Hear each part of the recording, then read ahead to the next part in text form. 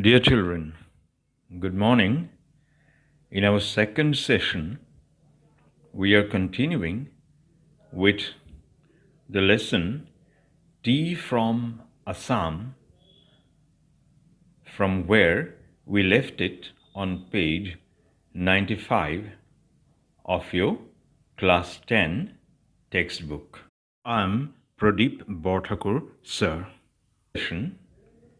We have seen that Rajveer was talking about lessons concerning the discovery of tea.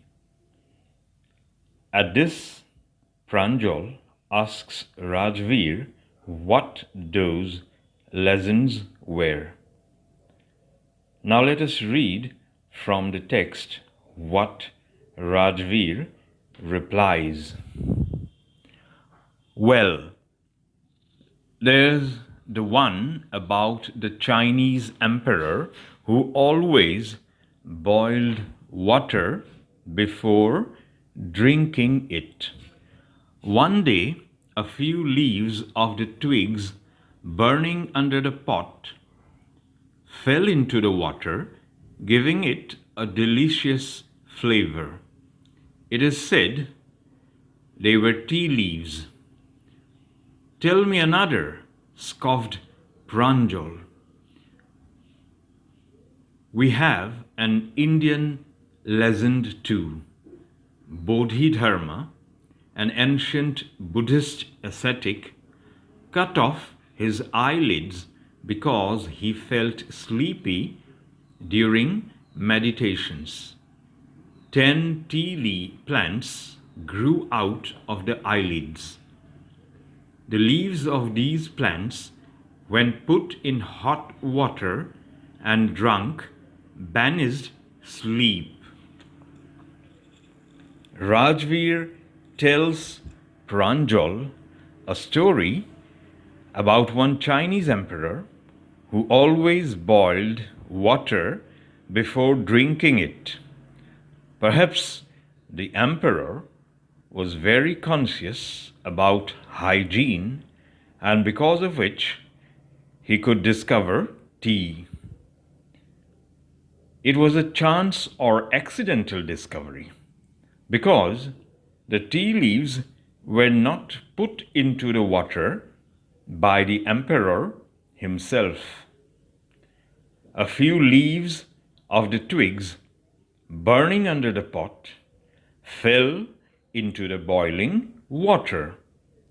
This gave the water a delicious flavor or a highly enjoyable taste.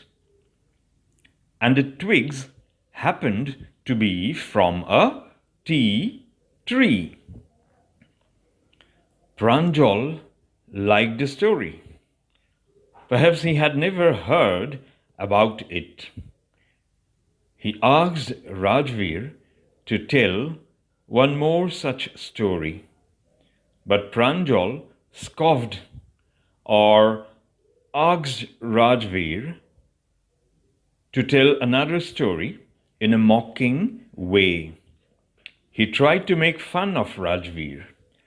Perhaps Pranjal was jealous of Rajveer that he knew so much about tea, though he was from a city where there were no tea gardens, whereas he himself was from tea country. Rajveer now tells an Indian legend. He tells about Bodhidharma, an ancient Buddhist ascetic or monk. The monk was facing problems during meditation.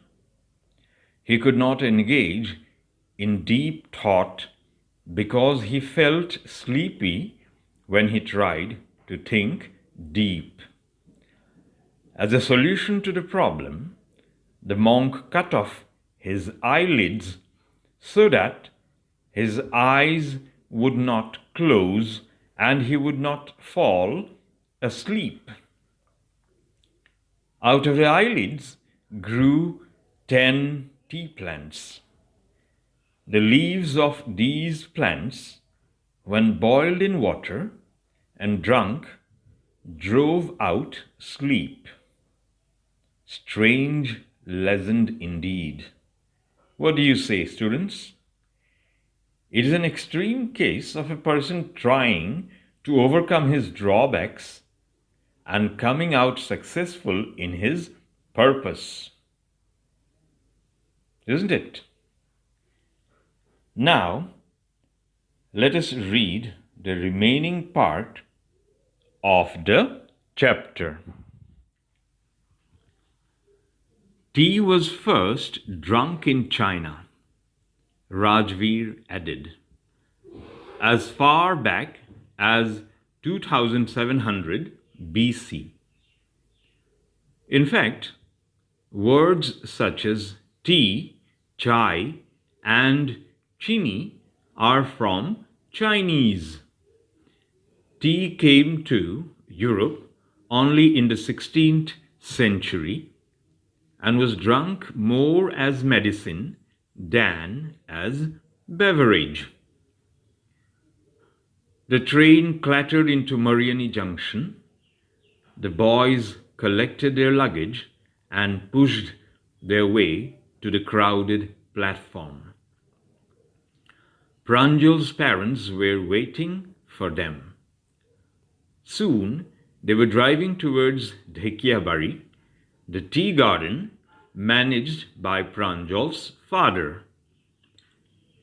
An hour later, the car veered sharply off the main road. They crossed a cattle bridge and entered Dhekiabari Tea Estate. On both sides of the gravel road were acre upon acre of tea bushes, all neatly pruned to the same height. Groups of tea pluckers with bamboo baskets on their backs, wearing plastic aprons, were plucking the newly sprouted leaves. Pranjal's father slowed down to allow a tractor, pulling a trailer load of tea leaves to pass. This is the second flush or sprouting period, isn't it, Mr. Borua? Rajveer asked. It lasts from May to July and yields the best tea. You seem to have done your homework before coming, Pranjal's father said in surprise.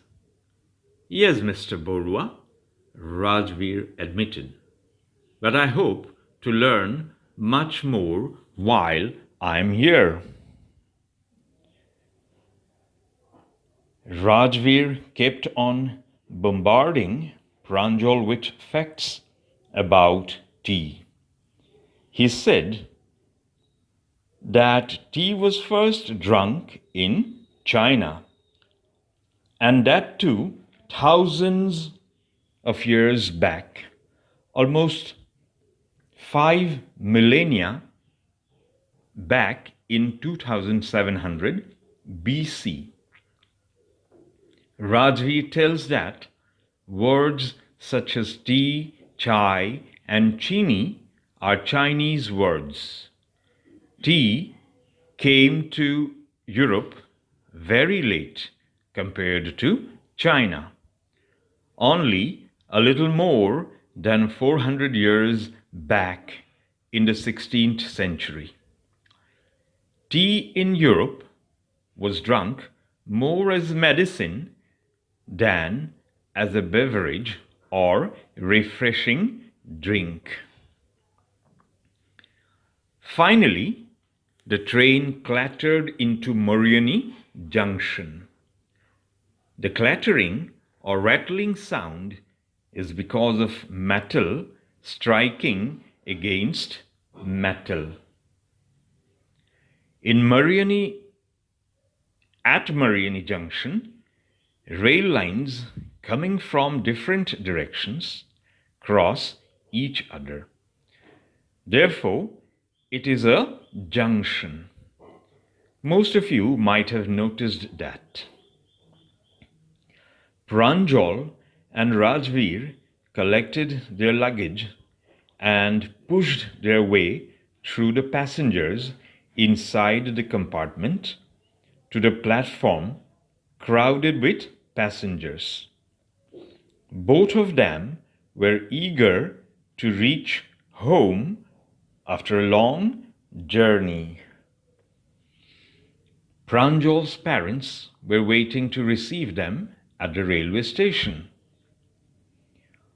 All of them drove towards Dhekiabari, which was the name of the tea garden of which Pranjal's father was the manager.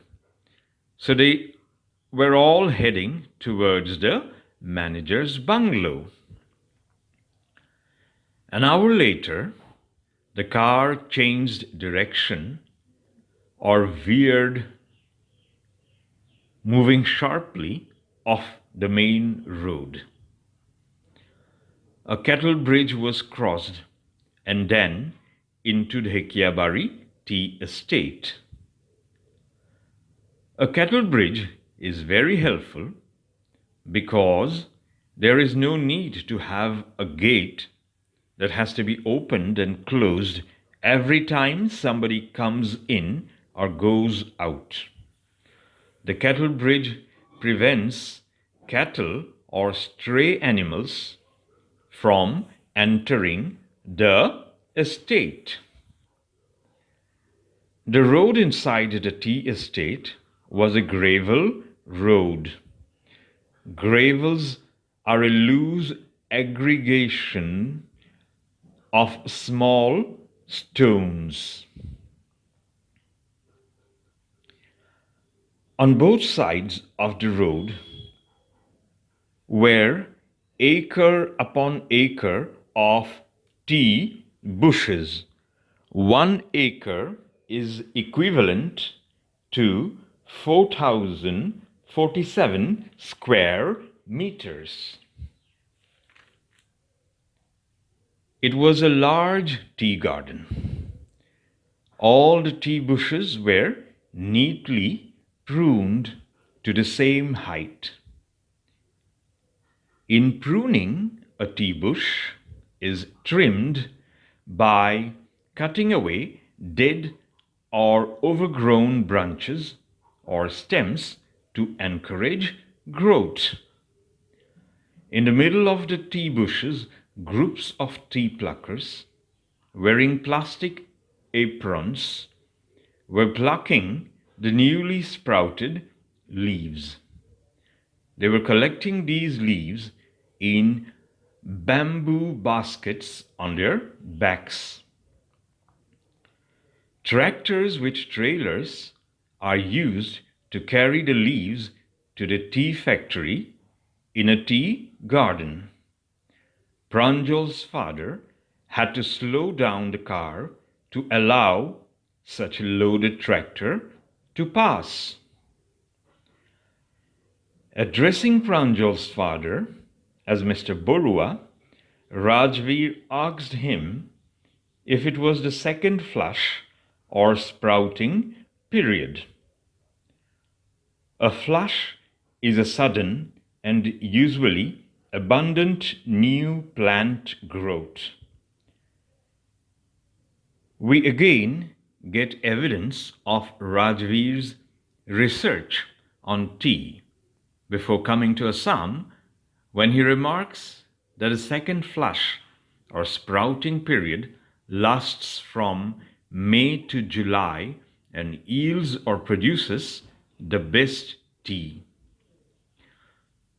Pranjal's father is greatly surprised at Rajveer's knowledge on tea. Rajveer earns a well-deserved praise from Pranjal's father for having done his homework on tea before coming. Rajveer admits having done his homework, but as an intelligent boy expresses his desire to learn more while he was in Assam. Students, the lesson is complete. Thank you. Now I will be giving you some word meanings. Vend means to offer small wares for sale. Vendor is a noun form of the word. Sip means drink something by taking small mouthfuls. Pitch means degree of highness or lowness of a tone. Bury means involve deeply. Bury one's nose is an idiom which means to be reading a book, magazine, newspaper, etc. Detective means concerning crime and its investigation. Ardent means eager or enthusiastic. Pull out means depart or leave with its passengers. Keen means eager, ardent, enthusiastic about. Magnificent means splendid, marvelous, excellent, fine. View means what is seen from a particular point. Backdrop in the lesson means background. Dense means closely compacted, thickly crowded together. Densely is the adverb form of the word dense. Dwarf means cause to seem small or insignificant. Sturdy means robust or strongly built. Orderly means methodically arranged, regular, systematic. Billow means wave or any large soft mass. Billowing means of smoke moving or flowing outward with a wave-like motion. Plantation means area planted with trees, etc. Estate. Concentration means gathering, collection. Legend means a traditional story. Delicious means highly enjoyable to the taste or smell. Flavor means taste or tastiness. Scoff means speak in a mocking way. Mock means to make fun of. Ancient, having lived or existed long ago.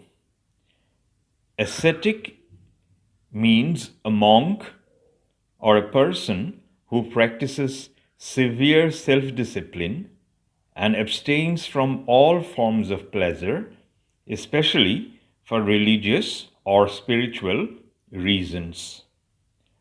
Meditate means engage in deep thought, reflect.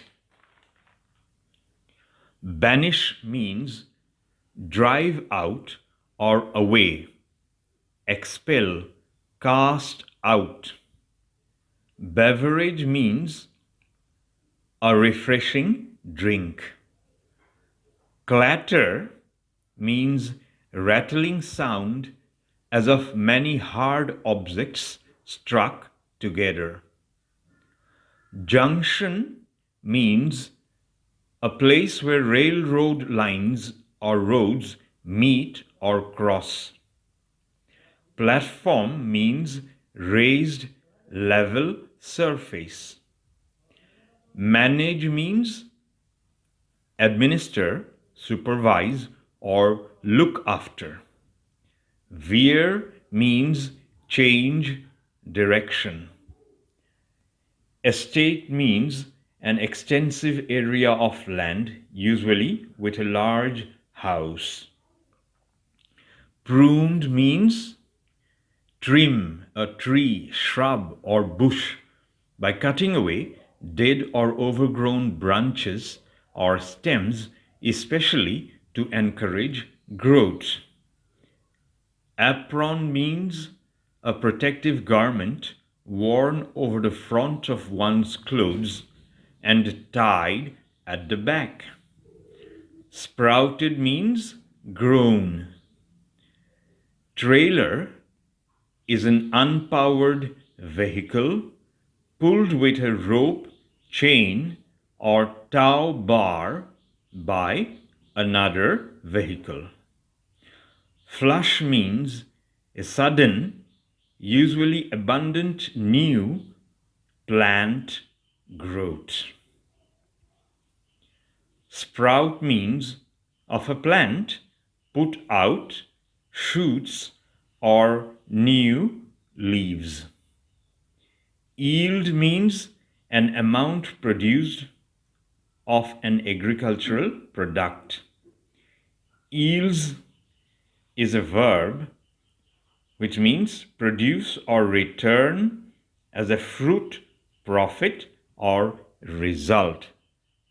Thank you, students. Have a good day.